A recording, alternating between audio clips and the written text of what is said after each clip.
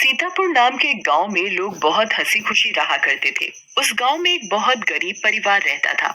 उस परिवार में मोहन, उसकी बीवी लता और उनका 8 साल का बेटा चीकू रहते थे।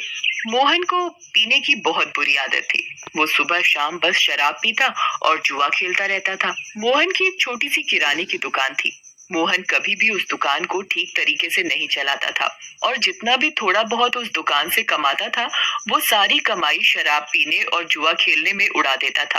वो रोज शराब पीकर लता को मारता था और उसे घर चलाने के लिए कोई पैसे नहीं देता था। एक रात लता और चीकू भूखे बैठे थे क्योंकि घर में खाने के लिए कुछ नहीं था। वो देर तक मोहन का इंतजार करते रहे। अचानक दरवाजे पर खटखटाने की आवाज आती है।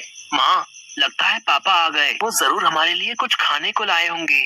हाँ बेटा, अब हम सब मिलकर पेट भरकर खाना खाएंगे।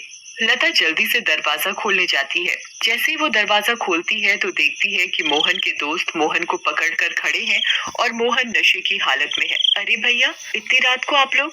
अरे भाभी जी, क्या बताएं, आज तो मोहन ने हद ही कर दी। इतनी शराब पी रखी थी कि इसे इतना भी होश नहीं था कि ये कहाँ पड़ा है। हम इसे चौराहे पर से उठा कर लाए हैं। अगर कोई गाड़ी वाला कुचल जाता तो बताओ, आप लोगों की तो जिंदगी खराब हो जाती। हाँ भाभी जी, बस आप लोगों का सोचकर हम इसे यहाँ ले आए, वरना तो इसका सबके साथ ऐसा व्यवहार है कि कोई इसकी मदद ना करे। मोहन के दोस्त मोहन को कमरे में ले जाकर लिटा देते हैं और वहाँ से चले जाते हैं। बेटा चीकू, आज हमें फिर से भूखा ही सोना पड़ेगा। मैं तेरे पापा के भरोसे तुझे और भूखा नहीं रख सकती। अब मुझे ही कुछ काम करना पड़ेगा।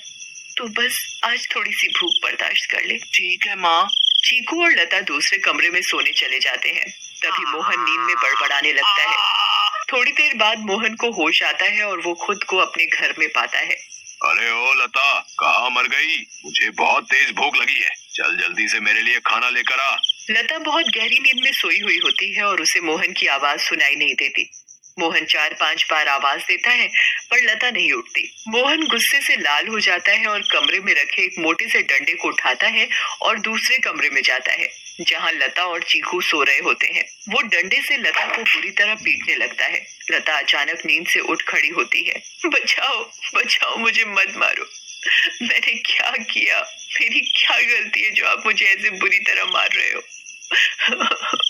मैं आधे घंटे से आवाज दे रहा हूँ कि मुझे खाना दे दे और तू यहाँ घोड़े बेचकर सो रही है, हैं? ऊपर से मेरे साथ जुबान लड़ा रही है। मोहन लता को बहुत मारता है।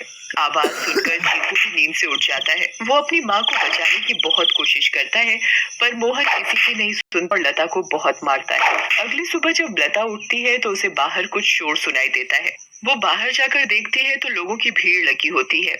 लता पास जाती है और पूछती है, क्या हुआ रजनी भाभी? अरे तुम्हें नहीं पता क्या? क्या नहीं पता, बताओ क्या हुआ? यही कि चंपा के पति को कल रात एक चुड़ैल उठाकर ले गई। क्या? ये कैसी बातें कर रही हो भाभी आप? चुड़ैल वुड़ैल कुछ नहीं होता। आप भी किसी की बातों पर यकीन कर रहे हो। यकीन कैसे ना हो बहन, मैंने खुद अपनी आंखों से उस भयानक चुड़ैल को देखा है। उसके लंबे बाल, लंबे लंबे नाखून और दांत, उसकी लाल आंखें और डरावना चेहरा मैं कभी नहीं भूल सकती। जब मैं आधी रात को पानी पीने के लिए उठी तो थोड़ी ठंडक लेने के लिए खिड़की पर खड़ी हो गई थी और तभी मैंने देखा कि एक चुड़ैल चंपा के पति को हवा में उड़ा कर ले जा रही है। ऐसी बात है तो हमें संभल कर रहना होगा और शाम होते ही अपने घर के खिड़की दरवाजे बंद करने होंगे। अब बिल्कुल सही कहा लता भाभी आपने। सब अपने घर चले जाते हैं। लता भी काम ढूंढने निकल पड़ती है। वो घर घर जाकर काम मांगती है पर उसे कहीं काम नहीं मिलता। अंधेरा होने लगता है और आखिर में उसे सरपंच मिलता है। क्या हुआ लता? काम है। मेरी माँ बहुत बड़ी हो गई है और बिल्कुल चल फिर नहीं सीख रहा था, पर अगर तुम चाहो तो तुम ये काम कर सकती हो। मैं तुम्हें महीने के 2000 रुपए दूंगा। आपका बहुत बहुत धन्यवाद। बस एक दिक्कत है कि तुम्हें देर रात तक रुकना होगा, जब तक कि वो सो नहीं जाती। मुझे मंजूर है सरपंच जी। ये लो फिर 500 रुपए और कल से आ जाना। लता खुशी खुशी घर जाती है और ये बात चीकू को बताती है। दोनों बहुत खुश हो जाते हैं। तभी वहाँ मोहन आ जाता है। क्या बात है? किस बात की इतनी खुशी मनाई जा रही है? मुझे उनकी बड़ी माँ का ध्यान रखना होगा जिसके बदले वो मुझे पूरे 2000 रुपए देंगे। तू कहीं भी जाकर मर, मुझे कोई फर्क नहीं पड़ता। बस मुझे दारू पीने के लिए पैसे मिलने चाहिए। तभी मोहन को लता के हाथ में कुछ पैसे दिखते हैं। मोहन वो पैसे लता से छीन लेता है। लता बहुत रोती है और अपने पैसे मांगती है, पर मोहन उसकी एक नहीं सुनता और दारू पीने चला जाता है। लता उन पैसों में से कुछ पैसे अपने पल्लू में पहले से ही बांध लेती है, जिसका वो घर का राशन ले आती है। उस दिन लता और चीकू पेट भरकर खाना खाते हैं, चैन की नींद सोते हैं। दूसरी ओर चुड़ैल का आतंक शुरू हो जाता है। वो आसमान से आती है और गांव वालों के घरों के ऊपर उड़ती रहती है। वो कभी किसी के घर के ऊपर तो कभी किसी और के घर के ऊपर अपने शिकार की तलाश में उड़ती रहती है। अब मैं अपना शिकार करूंगी। किसको लेकर जाऊं आज अपने साथ? किसको? किसको? बहुत देर तक चुड़ैल को कोई दिखाई नहीं देता। लगता है इस गांव के आदमी बहुत चालाक हो गए। अब इन्होंने रात को निकलना ही बंद कर दिया। अगर ऐसा रहा तो मैं अपना शिकार कैसे करूंगी? किसको लेकर जाऊं अपने साथ? किसको लेकर जाऊंगी अपने साथ? तभी भोला और रस्सी पर सूख रहे कपड़े उतार कर इकट्ठे करने लगता है। चुड़ैल की नजर भोला पर पड़ती है। मिल गया मेरा शिकार। चुड़ैल भोला पर हमला करती है। वो उसे एक हाथ से पकड़ती है और अपने साथ हवा में उड़ाकर ले जाती है। बचाओ, बचाओ, मुझे छोड़ दो, जाने दो मुझे।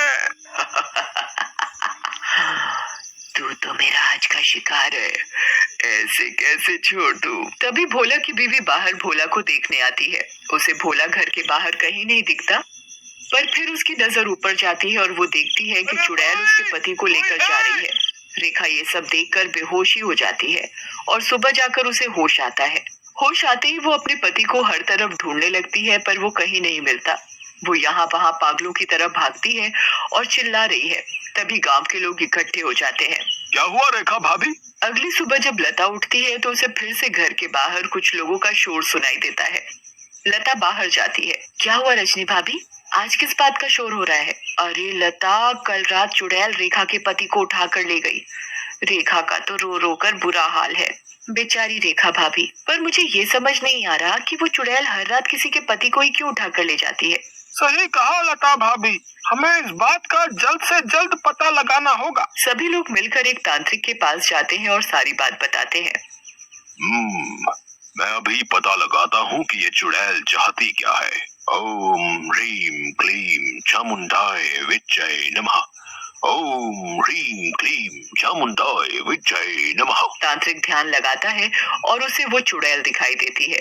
ये कोई साधारण चुड़ैल नहीं है, बहुत खतरनाक चुड़ैल है। इसे कब्जे में करना या खत्म करना मेरे बस की बात नहीं। पर हाँ, एक बात मुझे पता चली है कि ये बस आदमियों को ही नुकसान पहुंचाती है। इससे औरतों या बच्चों को कोई खतरा नहीं और इसकी शक्तियां रात को ही काम करती है।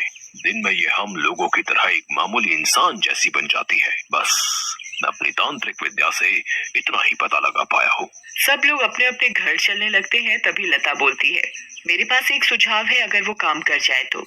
वैसे आप लोग मेरी बात सुनकर हंसेंगे, पर इसके अलावा कोई और तरीका नहीं दिख रहा इस चुड़ैल से बचने का। भाभी आप बताओ तो सही। पता चला अगला नंबर मेरा ही है। मैं अभी मरना नहीं चाहता। अंधेरा होने के बाद अगर सभी आदमी औरतों का भेष बनाकर रहे तो वो चुड़ैल किसी भी आदमी को औरत समझकर नहीं लेकर जाएगी। लता की बात सुनकर सब हंसने लगते हैं, पर बाद में सबको लता का ये सुझाव सही लगता है और सब अपने अपने घर चले जाते हैं। लता भी अपने घर चली जाती है। वो मैं कह रही थी कि गांव में चुड़ैल का आतंक बहुत बढ़ रहा है। वो हर रात एक आदमी को ले जाती है।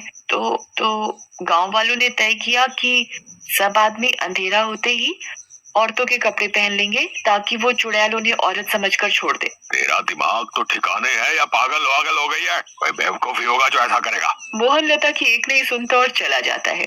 लता भी सरपंच के घर उनकी माँ की देखभाल के लिए चली जाती है। लता का पूरा दिन बहुत अच्छे से निकलता है। फिर रात हो जाती है और लता अपने घर के लिए निकल पड़ती है। दूसरी ओर गांव के सभी आदमी अंधेरा होते ही औरतों का भेष बना लेते हैं। लता जब अपने घर वापस जा रही होती है तो उसे आसमान से चुड़ैल आती दिखती है। लता बहुत डर जाती है और पेड़ के पीछे छुप जाती है।